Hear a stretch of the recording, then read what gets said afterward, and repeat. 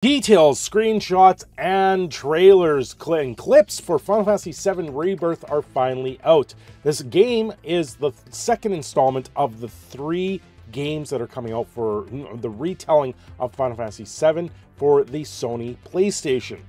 Let's take a look at this because I got lots to talk about with this one. Now, before we fully get into the video, do me a favor, like, share, subscribe to the channel. If you're watching the channel and you find video game news interesting, or you find the random things that I see interesting online, like some Canadian news that I mix into the frame now and again, subscribe to the channel today. Now, this is a post from a website, Famatutsi, I don't even know how you pronounce them. This is something that's been going around, is this little bit of a trailer for a little while. A playthrough of 77 hours playing Final Fantasy Rebirth, a video of the 7 points I felt playing. All the characters are endearingly unique, and there are scenes that you can't help but lean in at a date event. And then they're showing the clip here, the Tifa Eris clip for the whole swimsuit scene.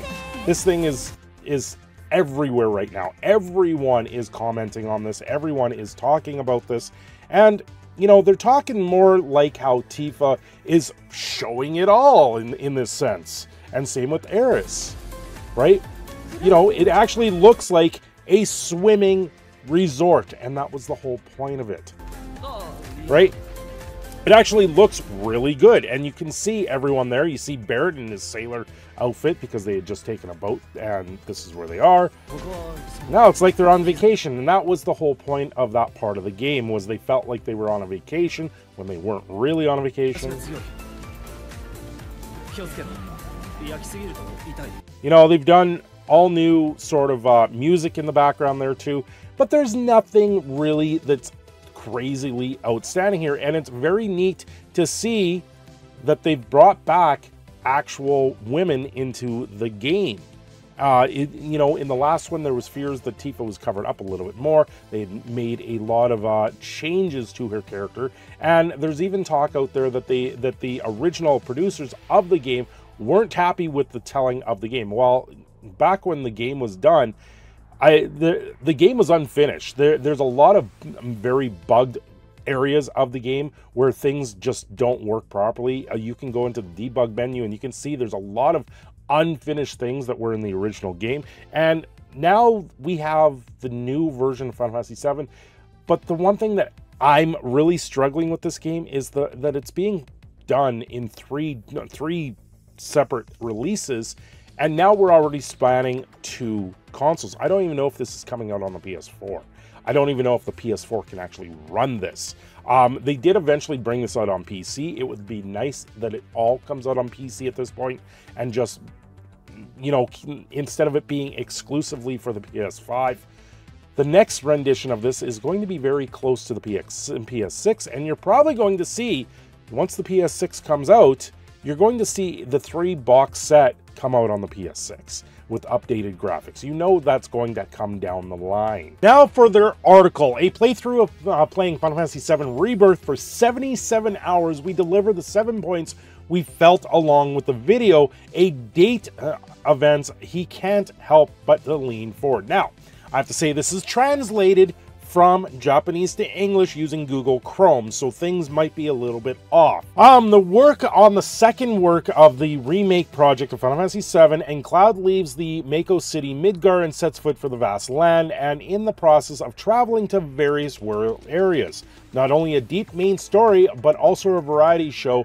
This is a work that allows you to fully enjoy the charm of Final Fantasy VII, where you can enjoy a wealth of side content. Namely, we should be getting the Golden Saucer in this and multiple mini games. They are adding Cat Sith to the game at this point, so the Golden Saucer is like a giant part of it, and I believe they also have the gondola ride where Cloud goes on a date with either Eris, with Tifa or Barrett. Now, the date scene was never anything too crazy. It didn't get down and involved. It was just a fun, unique scene that they originally added to the game. I have played the playable version at Tokyo Game Show 2023, the media preview up on Chapter 2, and the trial version that was distributed the other day, and I have a feeling that it will become a masterpiece. I played the game to the point where I got the message, there's no turning back before the climax, and I wonder how that feeling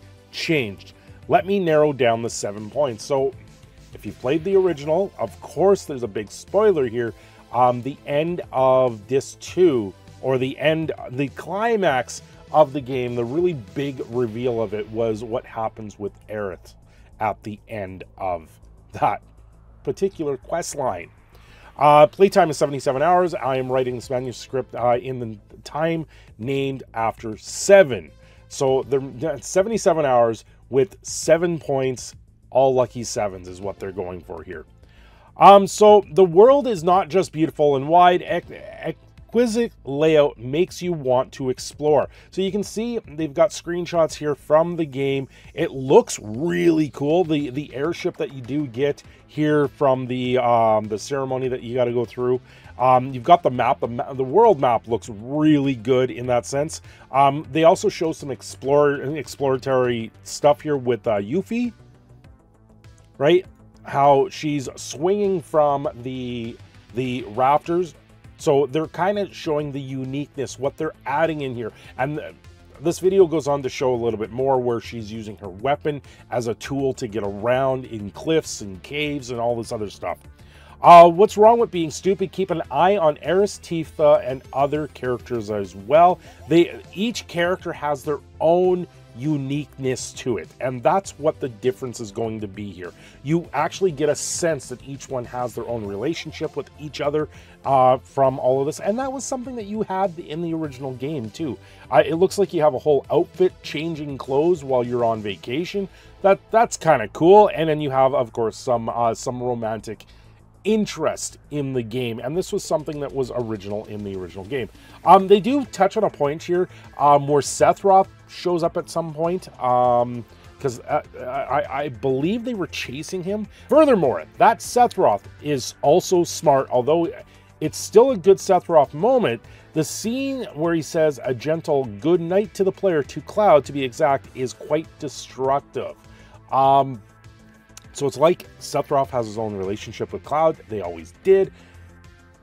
This just, the way he's describing this, or the way this is translated, comes across a little creepy. So I don't quite know until we actually see the game. What makes Final Fantasy VII unique is, even though the story is fundamentally serious, you can get excited by the bittersweet developments and get chills by the comical interactions. So obviously, they play into the comical a little bit more of it. You know, you've got the trailer there. You've got Barrett in his sailor outfit, which is pretty cool. You have the Turks, the young Turks, the main guy. It looks like he's just all with everyone that's all got no hair, which is, I'm guessing this is just some sort of quirky moment that goes on. And then Tifa talking with, I'm guessing this might be at the Golden Saucer. People who know the original work and those who don't can enjoy the game with excitement. So, you know, everyone's going to get a little bit more. Now, the one thing that they do talk about here is, what's more, the trailer also shows an outrageous scene in which Zack, who suffered a tragedy due to Midgar's work in the original story, comes back alive and wonders, so what will happen to that tragedy? So, at some point, it looks like Zack is maybe back alive, but really, that was one of the reasons why Cloud moved ahead as a character. It was a building moment for Cloud. So if they bring Zack back, it's kind of too bad in that sense. Yuffie, Red 13, and Cat Sith also join, making the battle even more varied, meaning you get a little bit more options with them. They do show some combat here in this article, showing these things. For me, the way the combat system in these newer Final Fantasy games, I'm not a huge fan of them. I like my turn-based combat when it comes to an RPG. I would love to see this in the original turn-based, sort of, in that sense, instead of having to run around and then do more. Having to do so much more in these games is kind of off-putting for me. It clutters up the screen. You have to segment your mind in many different ways to do all these other things, and you're missing that battle sequence. Everything is always active, where before it was always a strategic playthrough.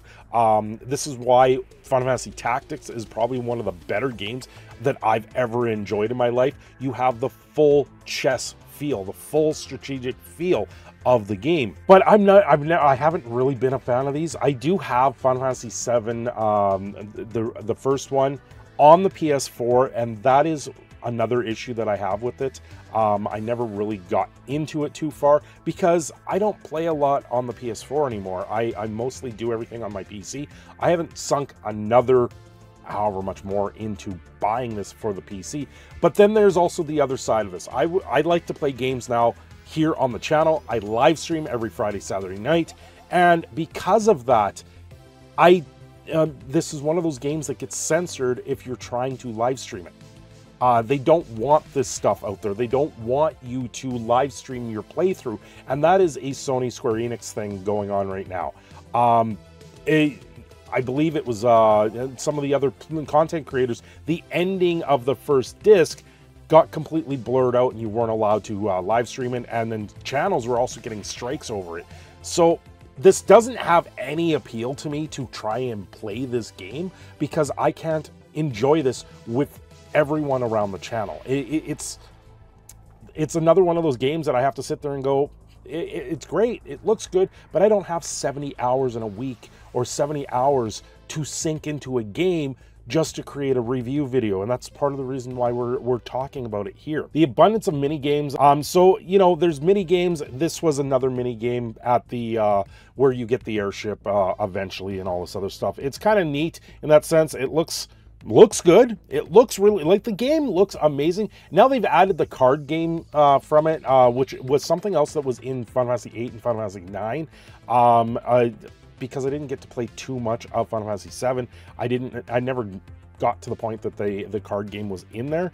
Queen's Blood, I remember them talking about it. Yes, because at one point you do gather cards in this ceremony-ish area. You start gathering cards, but you never really did anything with in the original game, where this actually builds on that. And then you've got other games, of course, but they're not really showing too much of the Golden Saucer. The Golden Saucer is where I really want to see the games for this. Changes in reactions based on likability throughout the trip. I felt growing of the crowd, the gondola day after being moved by the theme song. So they added a new theme song.